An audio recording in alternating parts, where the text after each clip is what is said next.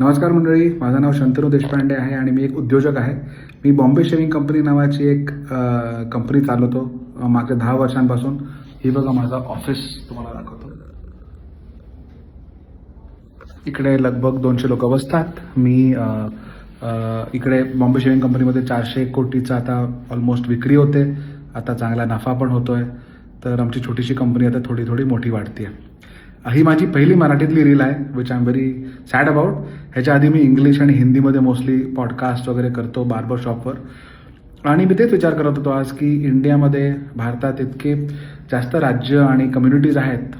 दर राज्याचे किंवा कम्युनिटीचं ऑन्टरप्रेन्योरियल कॉन्ट्रिब्युशन भरपूर आहे. तुम्ही गुजरातमध्ये बघाल तर अडाणी, अंबानी, दिलीप शांघवी वगैरे. तुम्ही राजस्थान मारवाडी कम्युनिटी बघाल तर कोटक, बिर्ला, अगरवाल, जिंदल भरपूर आहेत. नॉर्थ इंडियामध्ये भरपूर आहेत. कॅलकटा ट्रेडिंग कम्युनिटी आहे. आंध्रामध्ये रेड्डी कम्युनिटीनी ऑलमोस्ट फार्मावर मोनॉपली आहे.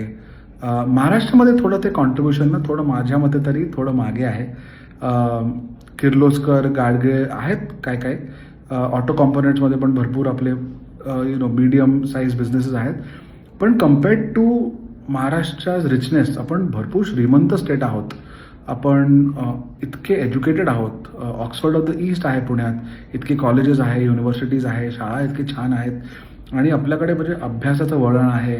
Generally cultural literacy is very high. Artistic literacy is हाय.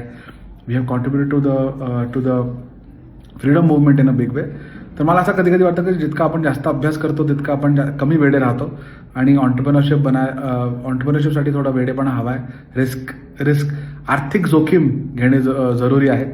तर मी या माध्यमातून थोडंसं मराठीत पण सांगेन, माझे पर्स्पेक्टिव्ह एक्सपिरियन्सेस सांगेन तुम्हाला बॉम्बे शेविंग कंपनी बनवण्यामागे.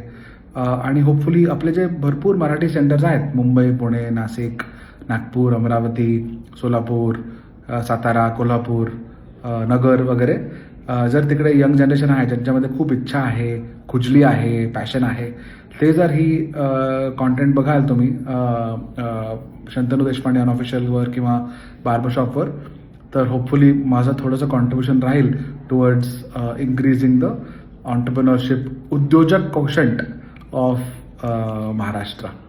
माझ्या तुटक्या फुटक्या मराठीसाठी थोडीशी माफी मागतो मी, कारण मी ऑलमोस्ट 15 वर्षांपासून नॉर्थ इंडियामध्ये आहे. तर थोडी माझी मराठीमध्ये फ्लुएन्सी कमी आहे.